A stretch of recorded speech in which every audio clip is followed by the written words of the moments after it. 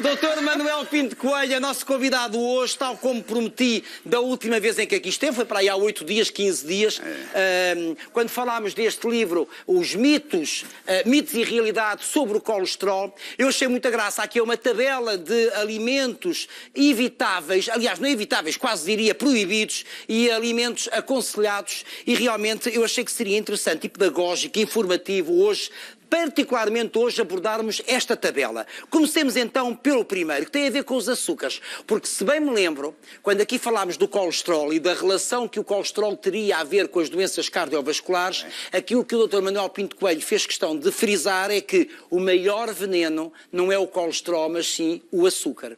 Quando diz todos os açúcares, estamos a falar de quê? Porque, por exemplo, há açúcares que são naturais. A frutose é um açúcar que nós vamos encontrar na fruta, não é? Ora bem, o estudo de 1948, Framingham Heart Study, que indigitou as gorduras saturadas e o colesterol como os vilões, como os responsáveis pelas doenças cardiovasculares, pelo entupimento das artérias. Os próprios autores de estudo, vale a pena fazer esta reciclagem, os próprios autores de estudo confessaram que aquilo foi mal larviço todo também. Foi a maior fraude científica de todos os tempos. Como tal, o vilão, o responsável, é o açúcar.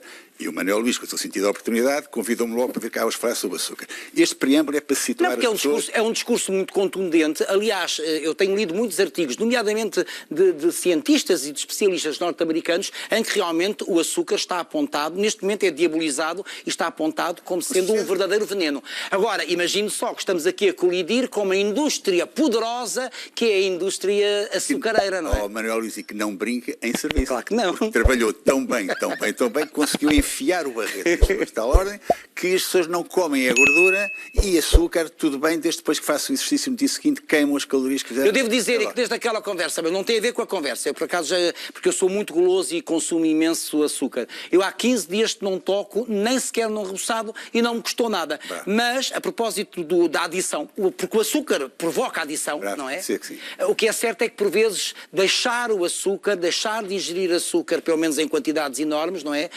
Pode ser complicado, como com qualquer adição, não é? Ora bem, o que é importante dizer? Há muito, o que há mais aí é aquelas dietas ioiô, em que as pessoas comem menos açúcar, vão para o ginásio, perdem peso, mas pouco tempo depois recuperam e passam a vida nisto. O que é que se passa? Que as pessoas não entendem que a alimentação tem que ser essencialmente à base de gorduras saudáveis, depois, em menor grau, proteínas e em menor ainda grau, então, hidratos de carbono. Mas os hidratos de carbono em relação aos açúcares... Portanto, se hidratos de carbono, estamos a falar da massa, do arroz, da batata. Pão, batata, massa, arroz, grão, feijão, ervilhas, lentilhas e favas. Ou seja, tudo... Mas aí já misturou também as leguminosas que são aconselhadas, ou não? Vai haver amido, que tem amido e frutose. A propósito daquela questão que fiz ainda há pouco, que é extremamente interessante. Portanto, há os monossacáridos, que é dextrose e glucose, são dois nomes que querem dizer praticamente a mesma coisa, e frutose. E depois há a sucrose, que é os disacáridos, que é o açúcar de mesa, que é o misto de frutose e glucose. O que é importante dizer? As pessoas ficam um bocado confusas com isto. O que é importante dizer? É que se a glucose é metabolizada por qualquer célula do nosso organismo, e portanto os alimentos ricos em glucose, tudo bem, fantástico, extraordinário, desde que sejam numa dosezinha baixa, menos que as proteínas e muito menos que as gorduras saudáveis, já lá vamos.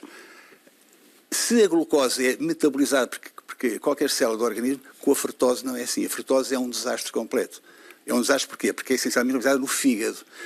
Não por qualquer célula do organismo, mas praticamente só no fígado. O fígado é que tem a responsabilidade de destruir, de metabolizar a frutose, que degenera logo depois em gordura. Mas nós vamos encontrar a frutose em qualquer peça de fruta. Bem, muito bem. Eu sabia que me ia fazer essa pergunta. Fantástico. Oh, Manuel Luís. Mas não devemos comer fruta? Ora bem, com certeza que sim, a fruta é fantástica, tem frutose. E porquê é que a fruta é fantástica? Porque além de ter frutose, tem outros açúcares, tem antioxidantes, tem vitaminas e sais minerais. Eu já comi 2 bananas hoje. E fibra, Manuel Luís, e fibra. Sim, eu como sempre bananas. Que é uma coisa extraordinária em relação... Estamos a falar de frutas, as pessoas pensam em sumo de fruta. Sumo de fruta não é nada ao mesmo filo porque não tem fibra. Além de que tem, para fazer um sumo de fruta, precisa de 3 ou de 4 frutas. E como tal já não interessa, já é demais. O ideal de frutose que se deve ingerir por dia nunca mais de 50 mg e os diabéticos 25 mg. Então quando falamos, portanto, sobretudo nós temos é que deixar de comer açúcar, portanto, os bolos... É isso? Não, o açúcar faz-nos falta, vamos lá ver. O hidrato de carbono é uma fonte de energia. Mas eu estou a falar do açúcar refinado, açúcar da cana-de-açúcar ou da beterraba, porque também se consegue. A glucose, muito bem. vê-se pelo índice glicémico, a quantidade de glucose que os alimentos têm. Muito bem. A frutose, muito mal. Porquê? Manuel Luís, onde é que eu quero chegar? A frutose é que é o desastre. E quando se fala muito que não se deve ingerir alimentos processados, Sim. não se deve comer alimentos processados, deve-se ter cuidado com as gasosas, com os refrigerantes. Então já está aqui a matar uma série de coisas. Não, eu estou a dizer isto, tem um denominador, se me permite. Sim. Há um denominador comum, que é a frutose. Pronto. A frutose está exatamente nas gasosas, está nos refrigerantes. Eu gosto de dizer que uma mãe que tem um filho em casa, se tem um refrigerante dentro do frigorífico e não gosta do seu filho, se tem uma gasosa, um refrigerante do seu filho, não vou dizer marcas, não gosta do seu filho, porque é riquíssimo em frutose. Deixe-me só dizer isto, por favor. E em relação aos alimentos processados, o tal xarope de milho rico em frutose é aquilo que a indústria agroalimentar cada vez lança mais no mercado. Porque, na América é muito usado. Manuel Luís, porquê é que é muito usado? Obrigado pela oportunidade que me dá, que é raríssima tê-la. Porquê é que é muito usado? Porque sabe mais a doce, é mais doce e é mais barato. E como tal, substitui os Mas é um bom produto? Perdão? É um bom produto? É o pior que há, porque é riquíssimo. Mas em Portugal não se consome xarope de milho. Manuel Luís, o problema é a frutose. A glucose, como eu lhe digo, qualquer célula do organismo metaboliza. A frutose é que a responsabilidade da sua destruição é no fígado. Mas o xarope de milho não é consumido em Portugal. Há em alguns supermercados, mas realmente os americanos usam xarope de milho em tudo o que é doce. Manuel Luís, os alimentos processados, as carnes processadas, os paios, os salames, os rosbifes, tudo quanto é processado, tudo quanto tem a mão do homem, se me permite, tem sempre algo de açúcar e de sal. Para quê? Para que as pessoas fiquem agarradas. Mas agora deixe-me falar, já que me está a falar em alimentos xaropes, há um xarope que é natural, que é feito da seiva do acer, que é o xarope da acer, com o qual eu rego as minhas panquecas, e esse... Não, mas a sério, é um xarope concentrado, não é? São precisos muitos litros daquela seiva do acer para se conseguir esse xarope. Esse eu posso usar ou não? Manuel Luís, o xarope, quanto mais natural, melhor. O adoçante melhor de todos é o stevia. O açúcar melhor de todos é o açúcar de coco e o mel, porque o mel tem de facto frutose, mas também tem antioxidantes notáveis e tem outras situações que tornam realmente um alimento. Então vá, dos açúcares, açúcar de coco. O melhor que há é o melhor açúcar que existe. Eu por acaso também uso em alguns doces. Mas a ideia que eu queria... Stevia? Stevia é o único adoçante que eu recomendo que se tome. Os outros eu não para lembrar. O que é importante é que as pessoas encaixem nas suas cabeças o seguinte, é que aquela ideia que se tinha de antes, que as gorduras faziam mal, é totalmente ridícula, perigosa e é exatamente ao contrário.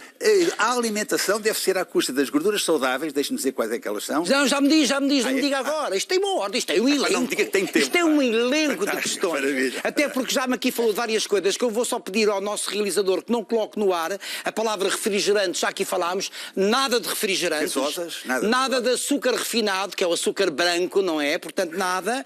Aliás, nada. Uma vez por semana posso muito bem comer um doce ou não?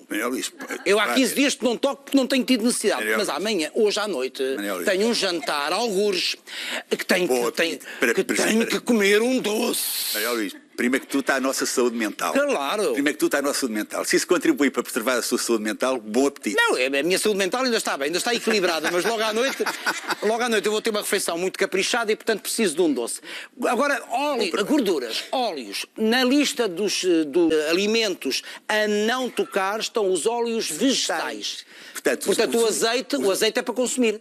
O azeite é uma dádiva do céu. Claro. O óleo é o ouro líquido. O ouro líquido é uma dádiva do céu, caramba. Nós somos os melhores países produtores de azeite do mundo. Eu vou produzir o meu azeite dentro de um ano ou dois. Vê-se que não brinca em serviço, Manuel Luís. Vê-se que não brinca em serviço. Cara. Herdade da pesqueirinha de Manuel Luís Goxa.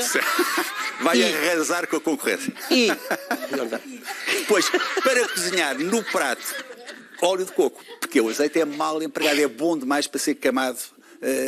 Contudo, quando ele é queimado, ou quando ele, por exemplo, é usado nas frituras, apesar de tudo, é uma gordura que atinge, sem se decompor, atinge uma alta temperatura. As outras boas gorduras, quais é que elas são? O abacate, o ovo.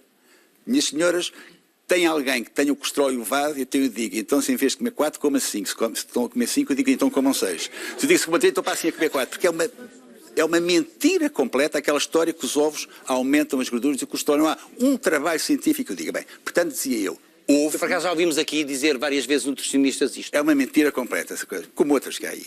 O ovo, o abacate, nozes e amêndoas, Em inglês é macadamses, que eu não sei o que quer dizer. Não, é porque é macadâmia. É macadâmia. Mas é macadâmia, é uma espécie, é uma das nozes, portanto também então, cá há o pronto, nosso nozes, amêndoas, macadâmia, frutos secos. azeite. Frutos São secos. ricos em óleo. Com certeza que sim. Vamos lá ver, tudo quanto é natural, tudo quanto é o Manuel diz, tudo Há quanto óleo vem- de noz, por exemplo. Claro, quando entra a mão do homem é que é um desastre. As Pois é. gorduras hidrogenadas, as margarinas, isso é um desastre. Porquê? Entra a mãozinha do homem. Para quê?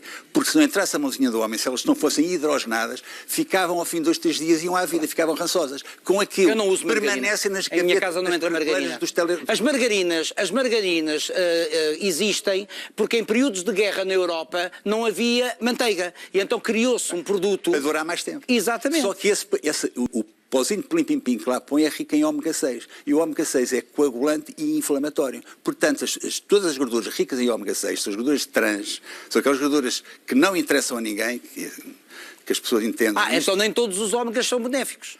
São todos benéficos. São? Tem que ter na sua proporção. Sinceramente, muito bem. o ômega 3, principalmente, depois o 6 e o 9. 13 e o 9 também é bom. Ora,